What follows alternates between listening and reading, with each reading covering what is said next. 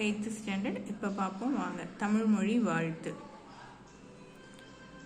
பாரதியாரை பற்றின டாபிக்ஸ். கவிஞர், எழுத்தாளர், இதழாளர், சமூக சீர்திருத்த சிந்தனையாளர், விடுதலை போராட்ட வீரர் என பன்முக ஆற்றல் பெற்றவர் யார்? பாரதியார்.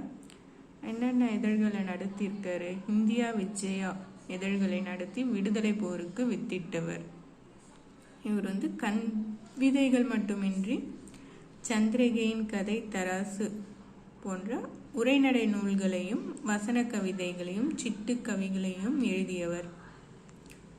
பாரதிதாசன் இவர் எப்படிலாம் புகழ்ந்திருக்காரு? சிந்துக்கு தந்தை, செந்தமிழ் தேனி, புதிய அறம் பாட வந்த அறிஞன், மரம் பாட வந்த மறவன்.